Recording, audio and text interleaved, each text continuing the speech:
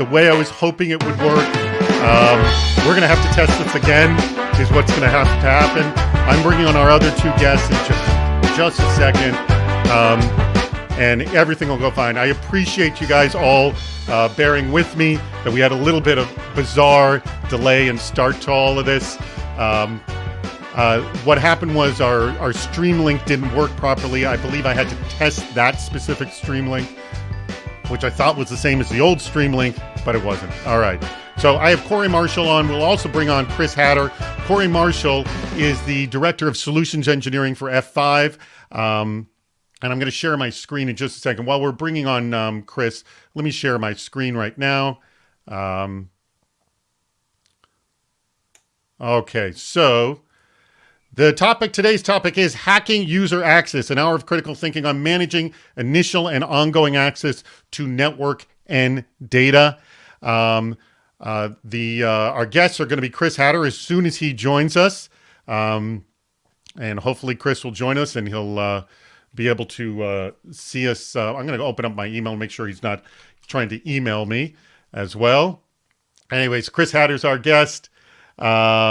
He's the CISO for Nielsen, and also Corey Marshall, Director of Solutions Engineering for F5. Our sponsor today is F5. Thank you very much, F5, for sponsoring this very episode of the video chat. There are 5 different ways you can participate. You can participate in the chat room. You can submit your bad ideas, vote for your favorite. You can join us on video with a Bring Me On. You can ask a question, or you can vote for your favorite question as well. Today's schedule is simple. For the first 20 minutes, you'll have your questions. You'll submit your bad ideas. We will have, when you submit your bad ideas, the poll will go live, and you will vote for your favorite bad idea. And we will also play the Department of Yes. And by the way, Andrew, if you are not already emailing Chris, please do. Hopefully he can join us in just a second. And then after we play the Department of Yes, we will play What's Worse. And the person who's going to submit the What's Worse scenarios, which are essentially going to be 2 of your bad ideas, will be the winner of last week's best bad idea, which is Joshua Scott, who's the CISO for Postman. You'll continue to vote for your favorite questions. We'll wrap up with some final advice. And just at the end of the hour, we'll go into our icebreaker, which is our cybersecurity speed dating as well. Please also register for next video chat, Hacking SaaS Security. I'm linking it to the back channel chat. And you just can click on that link at any time during this video chat to do that. And as I said, whoops, that's not what I want to do. Let me go back to that. All right, let me close out that window. Hold on, how do I close this out? Close the video, and I am back with Corey Marshall, and hopefully Chris will join us in just a second. All right, so I'm going to start with the very first question for you, Corey, and this is, let's assume Greenfield. How would you approach user access? Yeah, absolutely. That's a fantastic question. And so, if you keep up with current events, you know that kind of the standard bearer for the source of truth for user identity has been Active Directory, and now that's transitioning into cloud. So with IDaaS solutions, and so underpinning that transition are federated authentication and authorization protocols. So this is moving into SAML and OAuth and OIDC. So the first thing I would do is start with the notion of all authentication should be leveraging something modern, should be federated, and so that user access and entity access, for that matter, we would start with federation. So no Kerberos in the environment, no forms-based logins outside of the IDaaS, no, of course, legacy NTLM or anything of the sort. We would go with federation. All right, excellent. And I believe we're bringing on Chris right now. Thank you. Chris is on. Chris, thank you for your patience for our little technical snafu right there. I think I know what went wrong, and we're going to test it out and make sure it doesn't go wrong the next time we do this. But now that I have you on, Chris, let me ask, what with the same question that I asked Corey right now, which was, assuming Greenfield, how would you approach user access? And by the way, since you were the first CISO over at Nielsen, Chris is the CISO over at Nielsen, did you have that as a luxury at all or not at all? I guess a little bit. What I would say for those of us in large companies, I think you often come from a place where you have, probably relatively immature identity and access controls in a expansive hybrid cloud environment where you get a lot of on-prem, you're going to the cloud. It was no different for us. I mean, when we thought about identity and access, we had to, I think, realize very early on that identity is not only people in the traditional sense that you think about it, but also the devices that are on your network too. And so when we thought about actually making improvements to our identity program, we wanted to ensure that we had a really strong identity provider that was inclusive of all identities of people, but also really strong asset repositories so that we know and understand ultimately how to connect those two things to enable, more frictionless risk-based authentication and authorization in the future. Mm-hmm. Excellent. All right. So we already questions are coming in. Excellent. This one comes in from Dustin Sachs. And he asked, we have heard of recent issues with MFA and man-in-the-middle attacks. What do you see as the future of user access? I don't know if those sort of match here. But, well, let me ask you, are those issues man-in-the-middle attacks with MFA currently? And, like from the scale of, yeah, it does happen, but not so much, or it's happening a lot and we do have to worry about it. Corey? Yeah, so that absolutely happens because you have this mini operating system within the operating system called a browser, if you will, right? So that leaves a lot of opportunity for man-in-the-middle attacks, and also the way in which humans interact with web applications, right? For example, if you see a TLS warning message, that your traffic could be intercepted, what do most users do? They click right past that warning message, right? And so the MFA tokens or authentication method actually passes through these the browser and potentially subject to interception. So I see more modern authentication mechanisms. So if you look at FIDO, for example, for MFA or for step-up authentication, I think those lend themselves to more integrity than some of the traditional MFA methods or 2FA methods we've used. So, for example, SMS or sometimes a push notification, you can have side channel attacks where even the mobile device in which you leverage could be compromised, right? And that token could be replayed on your behalf. We just saw a release about an iOS drive-by exploit, that would exploit the device based upon, the Wi-Fi driver. So these things can happen, but there's additional things that we can do to armor ourselves. So in addition to the MFA, if we're dealing with managed devices, we can measure the compliance status of that device, the risk posture of that device.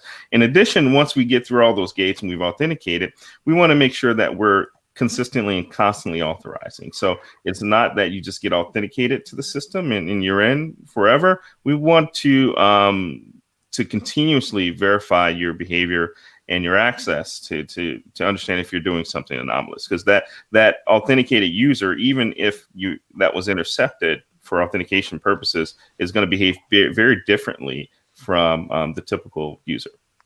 Okay. Anything to add to that, Chris? Because I got a lot more good questions. Yeah, I mean, I don't have much to add to that. I thought Corey really spelled it out quite well.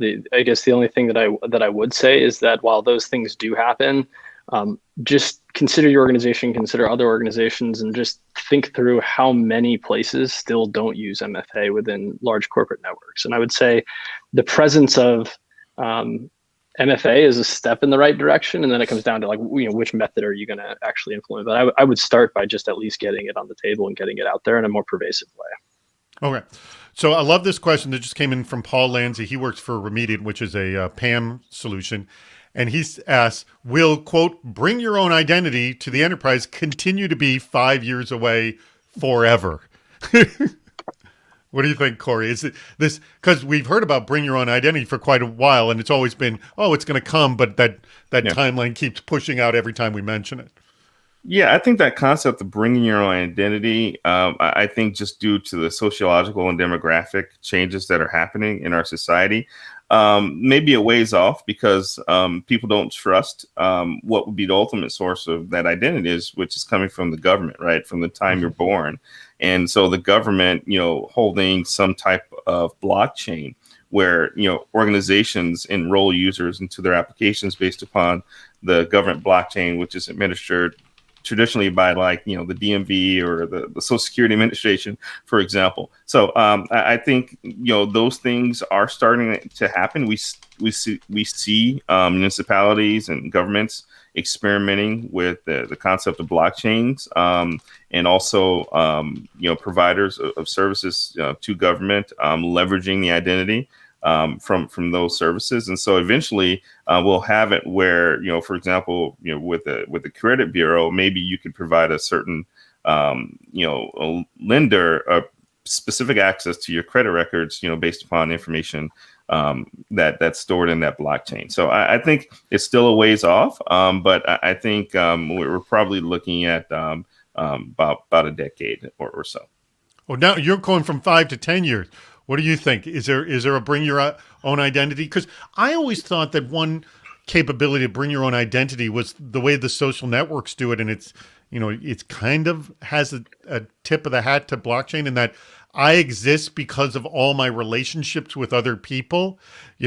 Like it's very hard to duplicate me and all my relationships, or is that a very, very dangerous way of looking at it?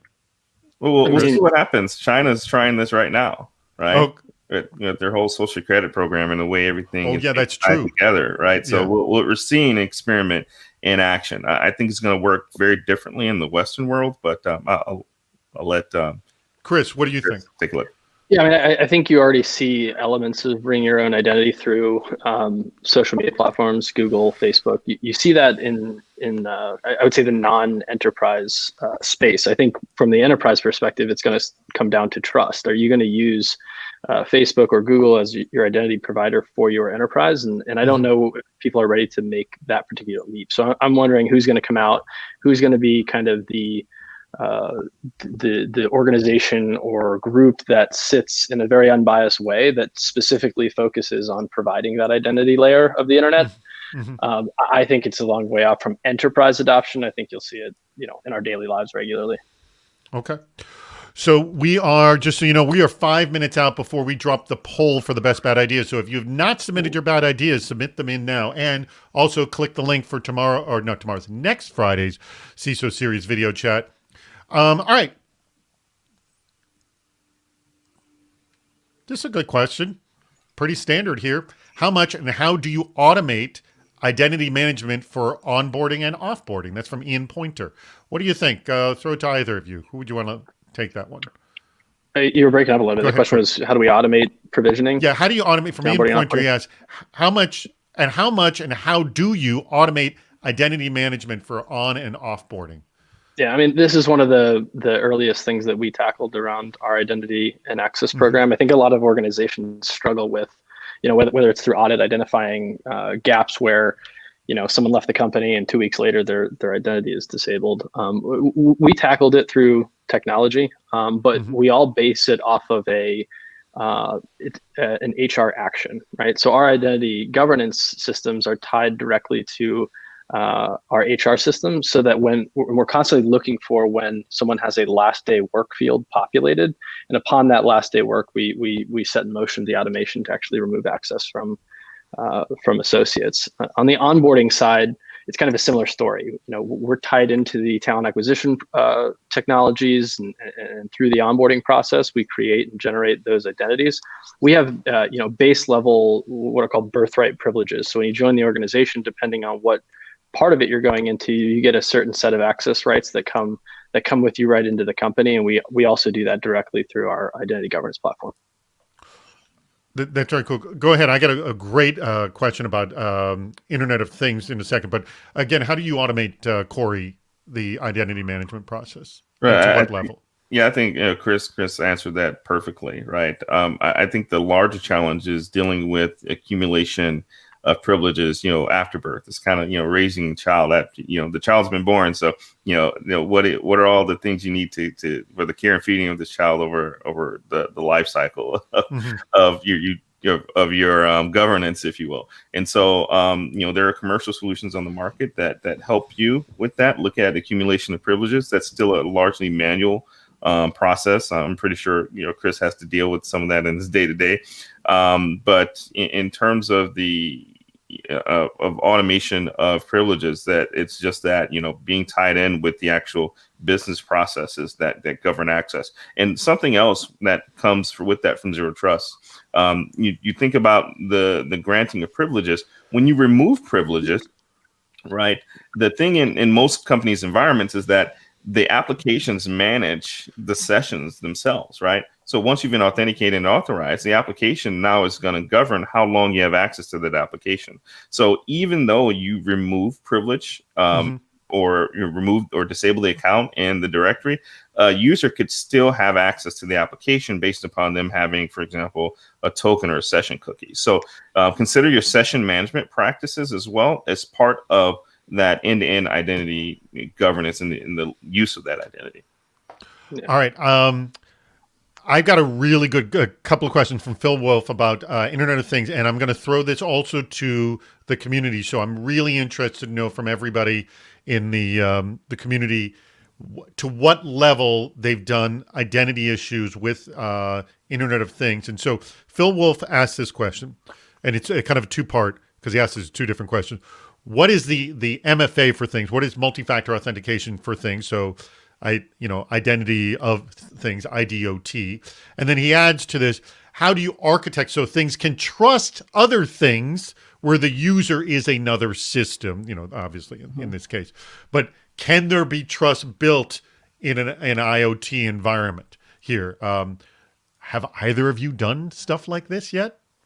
Corey, you're nodding your head, yes?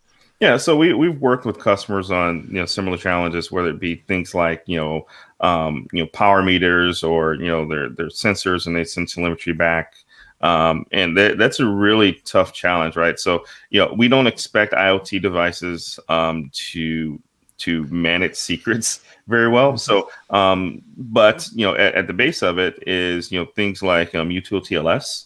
Authentication, it would be one step.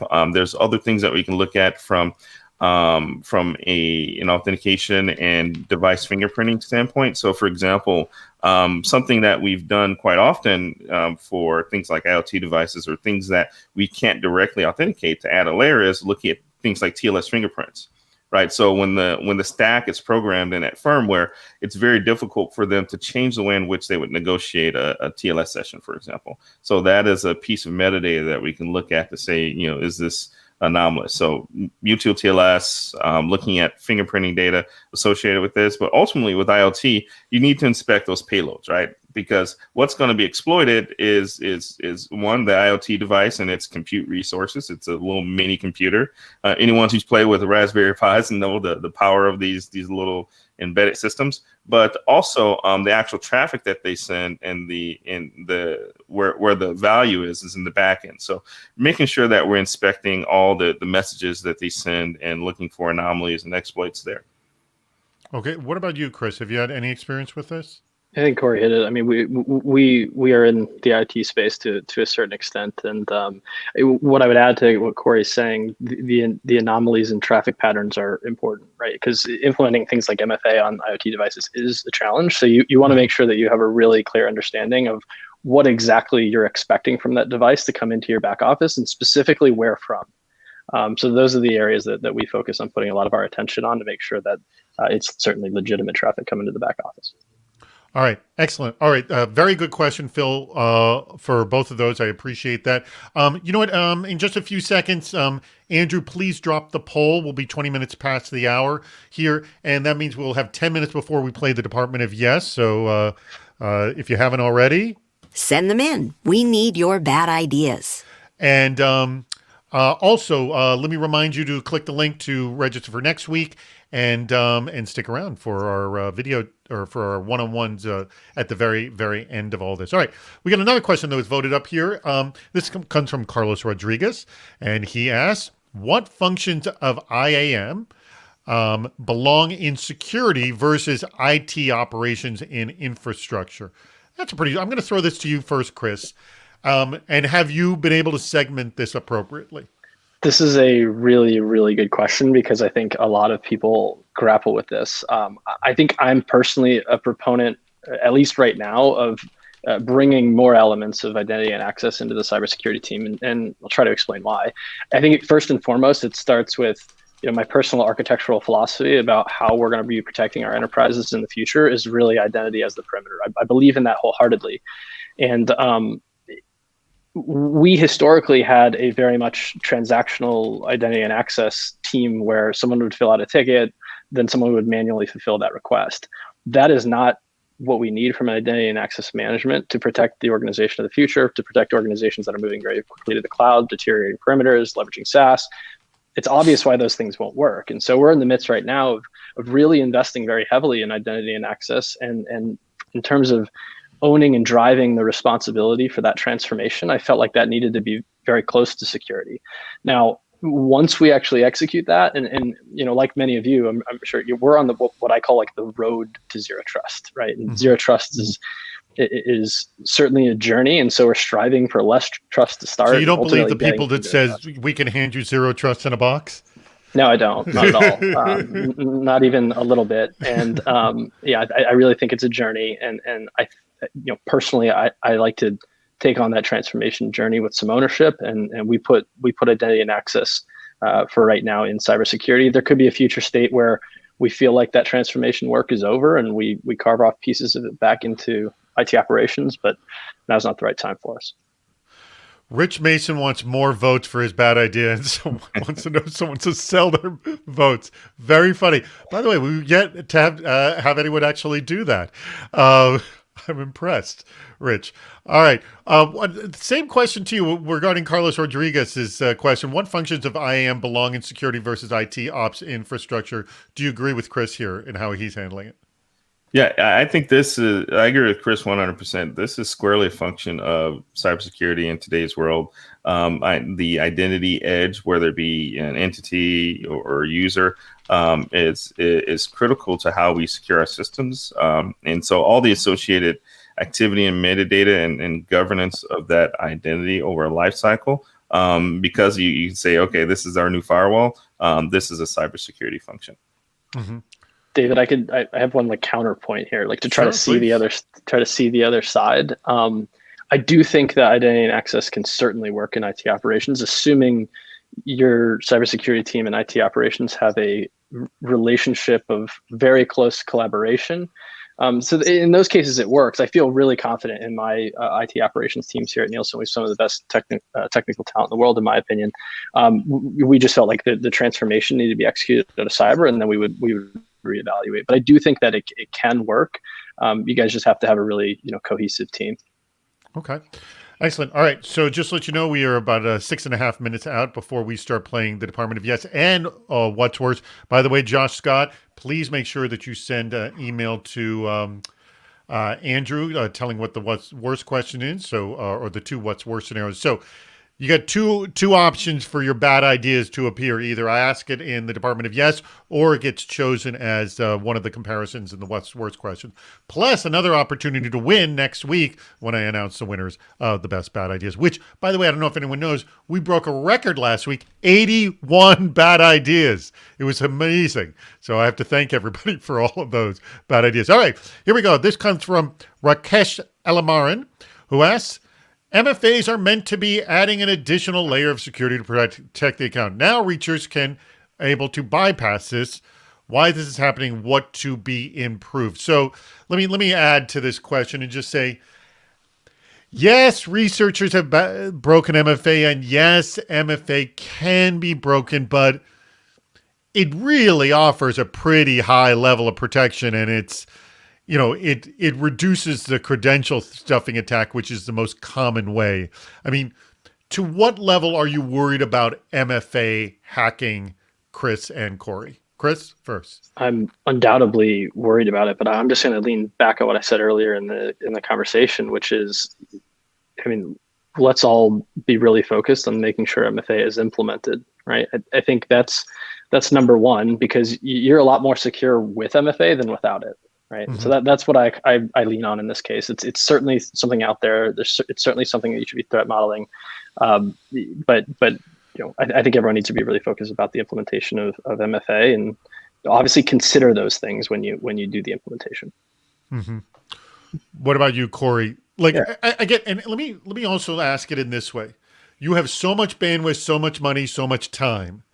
To what level are you? I mean, you get an MFA solution, but to what level are you now worried about the hacking of your MFA solution? Yeah, I mean, it's a legitimate concern, but look, the most secure computer is turned off, encased in a lead box and stored at Fort Knox, right? Guarded by, an infantry division. And so, there's always going to be. It's also the most useless computer. Right, precisely. So the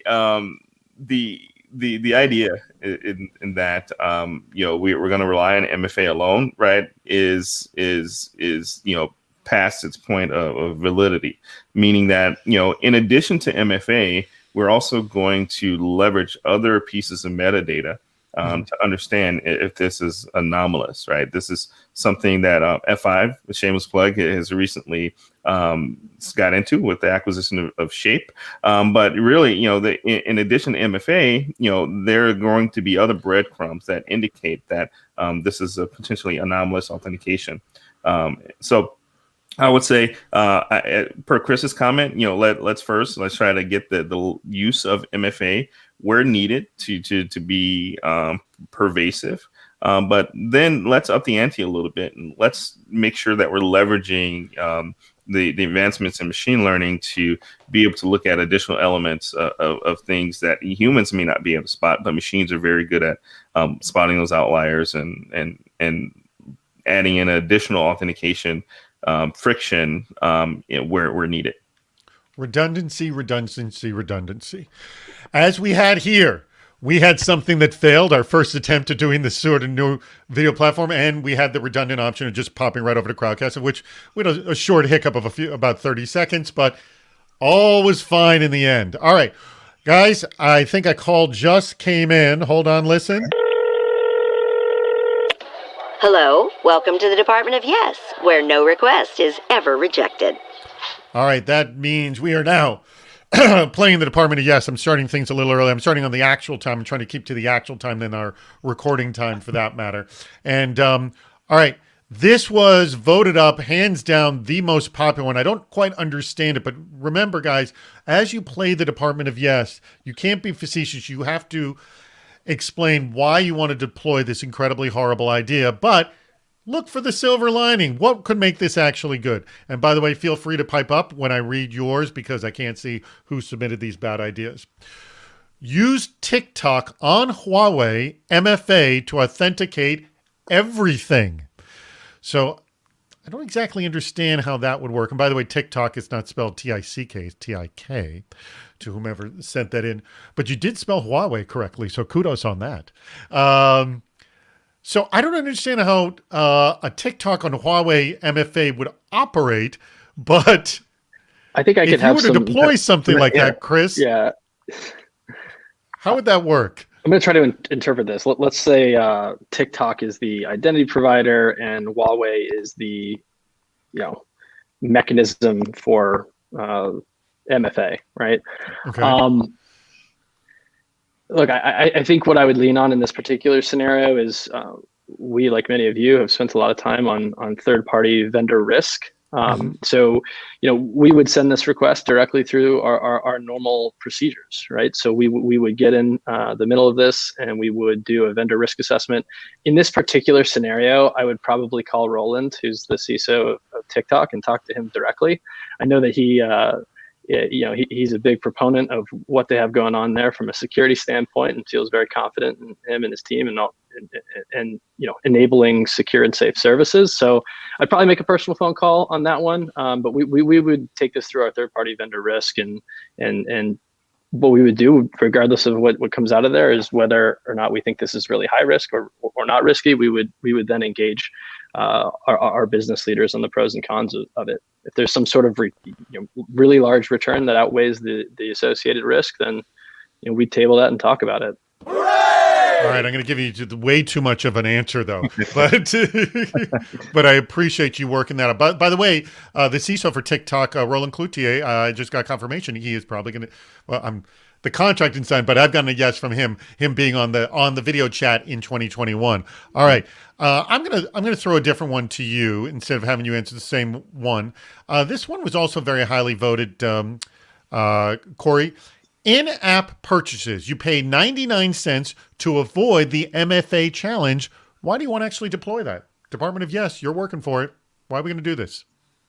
Yeah, absolutely. So, when you do an in-app purchase to avoid the challenge. So one, we have a lot of metadata in which we can identify you. So for example, there's a Face ID that's probably set up for you to actually go ahead and spend that money off your credit card. That credit card is now linked back to your identity, and we have the full weight of your bank having identified and authenticated you when you walked into that branch, and they have a whole fraud department that's actually backing this as well, where they can look at any anomalous transactions from any anomalous devices.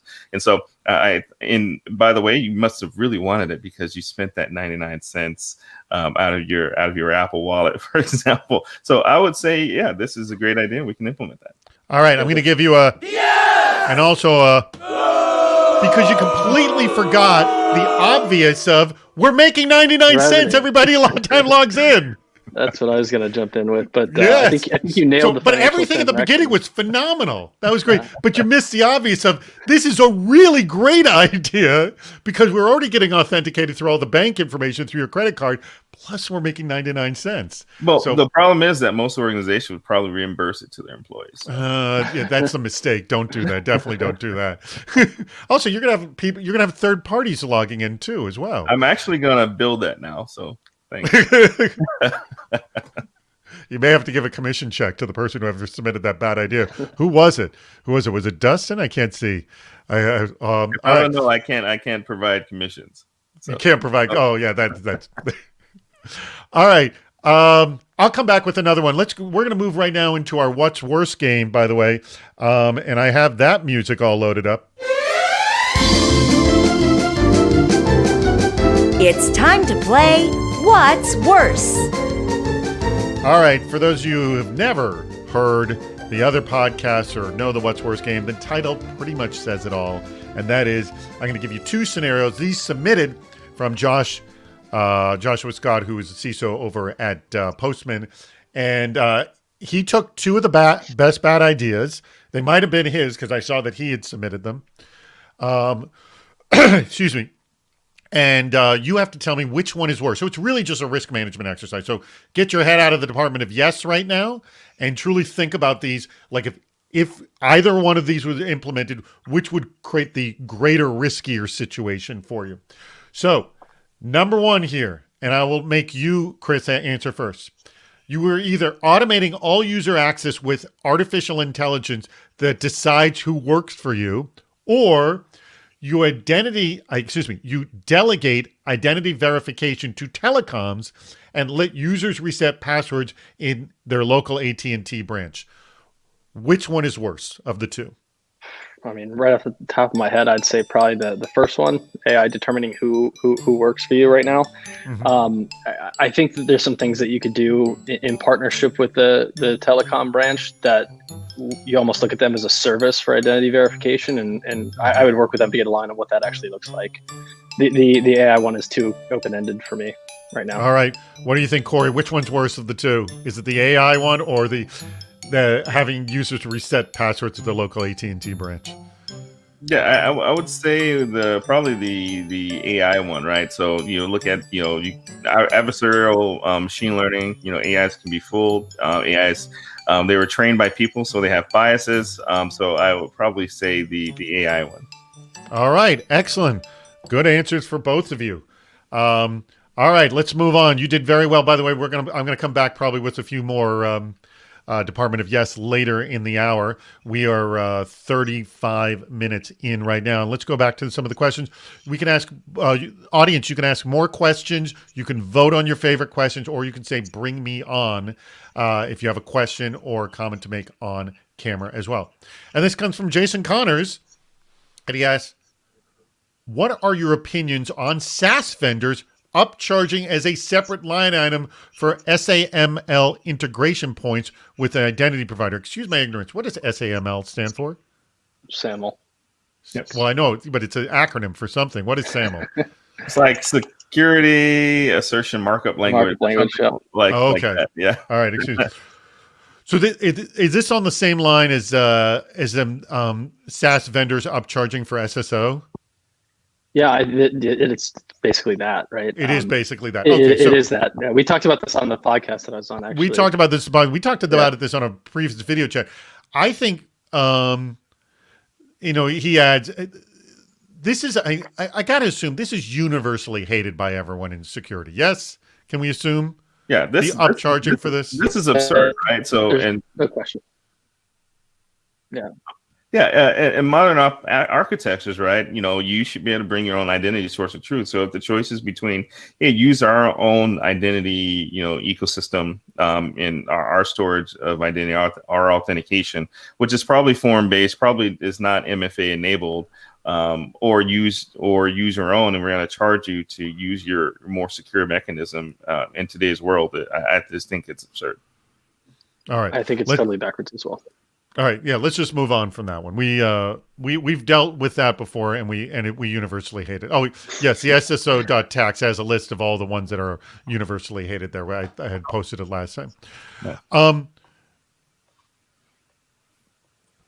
Let's go with this one from Dennis Underwood. We have had 2 clients subject to targeted attention who both had Apple devices. It appeared in both cases the trust Apple places with SMS/telecom infrastructure created the vulnerability in the MFA. We've moved both to Google with YubiKey, keep fob, and that solved the issue both times. Can you provide some context as to how that would occur? So I'm trying to understand how the trust in the infrastructure of the SMS eradicated. I'm trying to understand Dennis's question here. Do you guys follow this? I mean, perhaps they're getting at Corey, you're on mute, but I think they're potentially getting at SIM swapping, and alleviated that with a physical YubiKey token. Mm-hmm. Corey, I don't know what your interpretation was. Yeah. Absolutely. So if you think about SMS, right, the SMS messages on most networks, mobile networks, are actually unencrypted, right? So I just need to sit close enough to the subject to intercept that message, and I can get equipment that costs me probably less than $1,000 at this point. If I just force an authentication as that user, and then sit back and wait on the message, I could probably reset their password just based upon that SMS as well, and then authenticate as them. So I think any kind of SMS for any kind of access to any system where it's important or it's confidential data, where you can move money, for example, or get access to proprietary data, it's an extremely bad idea. Okay. Well, let me also, have either of you deployed or work with clients that deployed YubiKeys? Because I have a friend who had it at her company, and the number of steps, talk about fall into the usability aspect of user access. Oh my God, she had to pages and pages. It was a extraordinarily long, painful experience to get that YubiKey essentially operational. What has been your experience with using that? And are there other essentially multi-factor authentication schemes that are just too painful to deploy that you're like, I don't know? What do you guys think? We've been deploying YubiKeys in certain circumstances. I don't really think getting them set up was the challenge, but there is logistics associated with it that doesn't exist with push notifications or right. other mechanisms, right? And so I don't think you could go into it and just buy an entire box of YubiKeys and ship them all over to to people and assume that they're not going to lose them. And so there's like operational procedures that need to underpin any YubiKey deployment that needs to be solid, right? So there's the logistics, having a setup for people to come in, and when they lose them, get another one, get it back installed. So there's a little bit of challenges that are over and above what some of the other mechanisms are. What about you? And again, speak to other, like if there are other common MFA deployments you found too painful to do.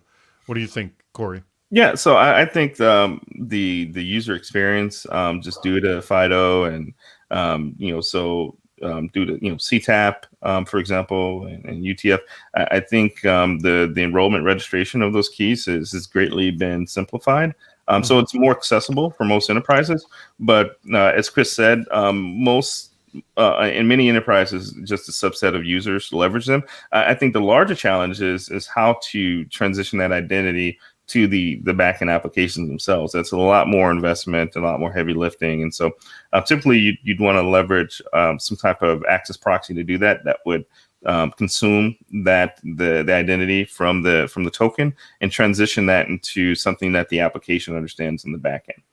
Mm-hmm. Yeah, I mean, I personally, this is my YubiKey for my Mac right here. I just plug it in, I put my finger on it as my second factor. So we've got a deployment. I think it's relatively easy. Yeah, I think the chip manufacturers, you've seen this with Intel's TPM, for example.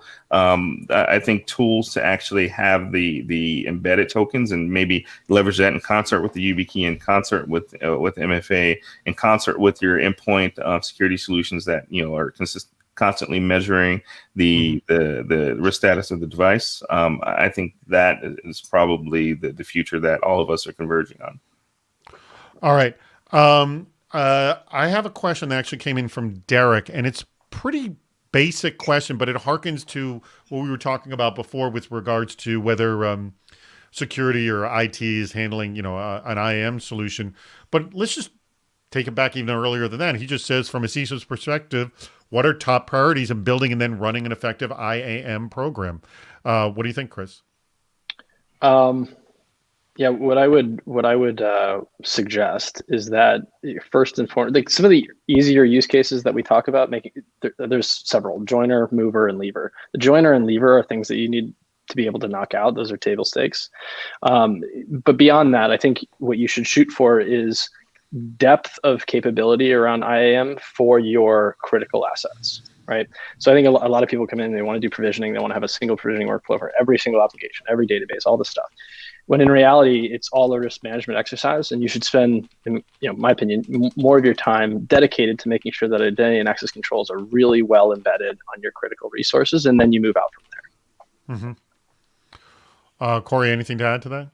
Yeah, as Chris mentioned, that the whole concept of identity in use versus identity at rest, or identity in motion, and the accumulation of privileges, I think are the most challenging things to manage, and also privilege identity management. So people who can perform privileged transactions. So us in security and infrastructure, we're often thinking about the administration of systems, but there are a whole set of business processes that I would term as requiring some sort of privileged identity as well. So, for example, wire transfers from one organization to another, right? And looking at the organization's bank accounts and accounting records. These are business processes that, deserve some attention from an IAM and privileged access, or privileged identity management perspective. So let me back it up also a little bit, because one of the ways when we came up with this topic of hacking user access, we had actually addressed many of the issues that are involved in hacking user access. We've talked about IAM, we've talked about passwords, we've talked about biometrics, and there are essentially all these different elements. So I'd like to sort of do a high level view of all the different sort of technologies that go into user access in general. I'm going to list off a few. Please add to my list and say, what are you thinking about when you're trying to create that sort of milieu? So there is IAM, there is PAM, or IAM PAM, there is just passwords. I mean, geez, usernames and passwords. There's MFA, there's biometrics. What am I forgetting here? I'm sure there's a long more, but we've been looking at these in certain silos, and what's the danger of doing that, and how do you look at this overall, Chris? Yeah, I think you shouldn't look at them in SSO, silos. there you go. Yeah, Good. you should build an identity program that considers all of those different elements. One thing that I would say that you didn't mention that I always harp on is start thinking of your asset repository and CMDB as part of identity. Right, those things really need to be really robust if you eventually want to get from creating less trust to zero trust. So I would put that in the mix of it. We talked about that in our last chat, actually, about the data. So yes, so we've talked about all of these individually. Yes, go on. Yeah, so I think you need to put together kind of the program and the strategy first before seeing what pieces go first, second, and third. I think, to be quite honest with you, things like identity governance, asset management, and access management, so the SSO and MFA components of all that, those are the things that I would suggest that you probably start with, because I think there's a lot of value in creating, like SSO, for example, is the perfect kind of integration between getting better at security, but also creating less friction with the user community. And you can start to develop some really good wins that are beneficial to both security and the business through SSO, right, and risk-based MFA. But I would take a step back. Don't think about tools and technology. Think about what you're actually trying to accomplish and what risks you're trying to mitigate through your identity program, and build from there. All right, Corey, same to you. Same question of just, well, how do you look? Again, with all these technologies we've mentioned, what is the way that you approach it to get the sort of this world of integration happening?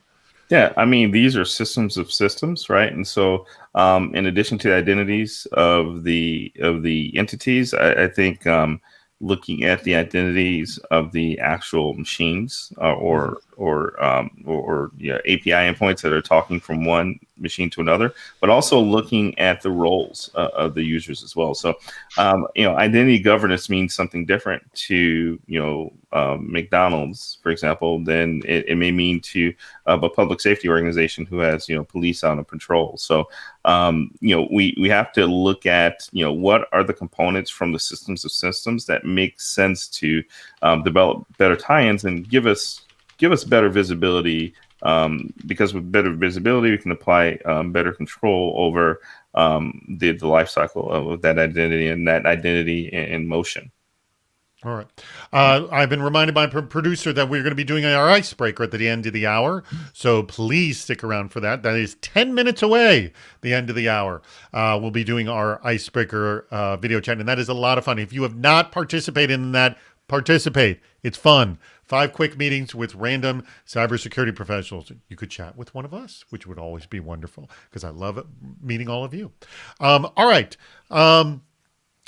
Here's my next question, which I wanted to ask early on, but I can now ask later, is SSO is an obvious one to me for the answer to this question, which is what aspects of securing user access actually improve business operations? Like, one of the simple things I found is once I got a password manager, just the speed of the way I move in and out of sites just helped my productivity, made things better. So password manager, SSO, what are aspects of user access that non-security people don't realize, or maybe security people aren't realizing that is benefiting the business? Kind of the brakes on a race car metaphor, if you will, that we should be aware of and that we should be doubling down on. Either of you, jump in. Yeah, I'll try to start here. One thing that I would call out is risk or contextual MFA is, I think from a user's perspective, a really welcomed site. We don't apply the same MFA rules to everything. Not all of our applications, not all of our data is created equal. And so the level of friction is increased when the criticality of the system or the data increases alongside of it. So while we're doing risk analysis for someone, accessing, an application that is not the company's crown jewels, in some cases, we are doing MFA associated with that, but we don't make them actually submit their second factor all the time if certain things are true, and that comes down to context. And I think that's really welcomed by the user base. What about you, Corey? Like, what are ways you've seen different user access elements actually enhance the business? Absolutely. So where we can leverage context to remove friction from the user and also prevent some help desk calls. It's clearly a benefit to both the user and the business in terms of productivity. But one place where SSO is applied, where it's not necessarily about the user experience, is when you think about the applications, right? And the developers who write the actual code that consumes identity or performs authentication authorization. Most organizations, or I haven't run into an organization yet that had a process or program to assess that piece of code. Right. So we do all this, dynamic application security testing. We do code reviews, but, the piece of code that consumes the identity was something someone found on Stack Exchange. Right. And so there aren't great consistent ways to assess that. So one of the things that SSO provides us is that usually you have something that's sitting in front that's transitioning the identity. So I have a place of enforcement where I can apply some hardening in terms of the identity stack and the normalization of that identity before it reaches the actual application itself. I think is something that is lost on a lot of app teams and cybersecurity organizations. Okay. Bess, this is a good question about backups for MFA, because the YubiKey can get lost. You referenced this earlier. So what are the best backup systems to have? This is asked by Kevin Hackinson. So he's asked best options for backup MFA, quote, hardware. Most people only have one phone with MFA app or phone number, or one YubiKey. How many extras do you need? So, Chris. I think this is really a function of what their business requirements are. We have folks that work in a number of different locations all over the world, and some have better access to different resources than others. So if you had a physical token and that was the best thing for that particular individual, that's fine. But the loss of it is relevant. Depending on what these folks can access to, I would say it's acceptable to have a second and third backup. In our case, push notifications would be acceptable depending on who you are as a user, directly from your phone. I think it becomes more challenging when you rely on one piece of hardware like the phone, and then the phone is lost. You need to have solid procedures to support associates in either getting them devices quickly or having another way. Have you, either of you, can you tell me, are there any horror stories you've had where you've had a customer user lose all backups and you're like, they can't authenticate in any way whatsoever? Either of you, you're nodding your head, Corey, yes? Oh yeah. And so tell me the scenario.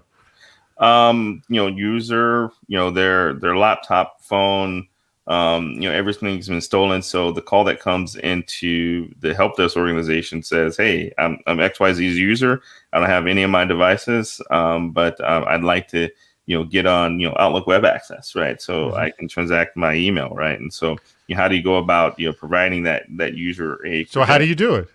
Yeah. So they've lost their phone and computer are both stolen, and I'm assuming the YubiKey's long gone with that as well.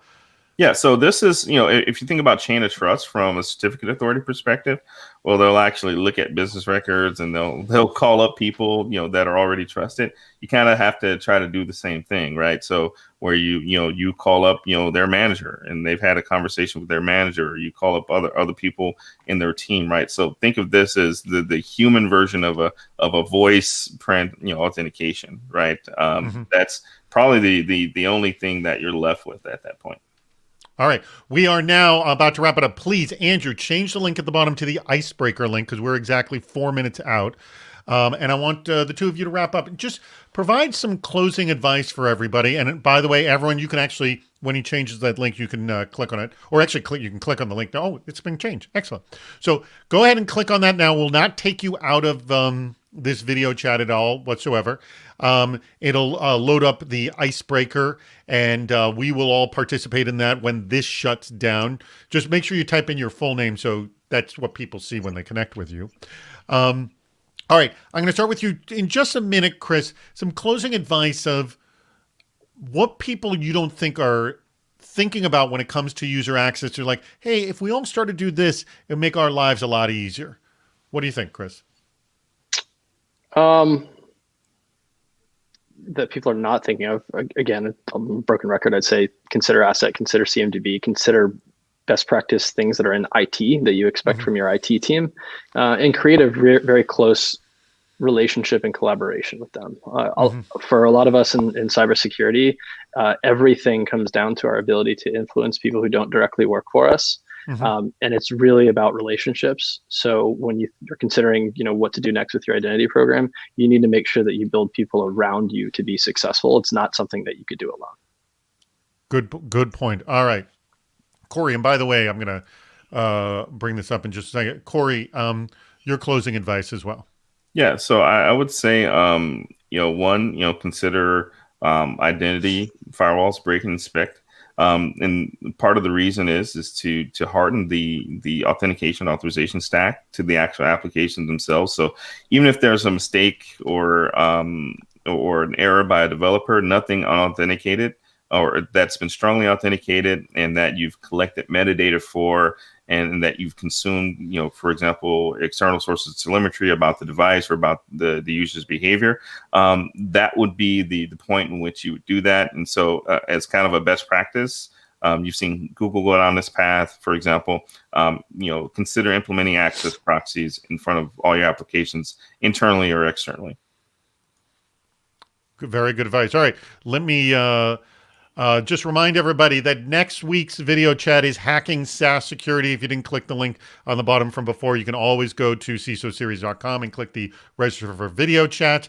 I want to thank our sponsor, F5, for bringing Corey Marshall, who is the Director of Solutions Engineering over at F5. And also, thank you, Chris Hatter, for joining us as well, who is the CISO over at Nielsen, which, by the way, for those who don't know, Nielsen didn't really have much of a security program.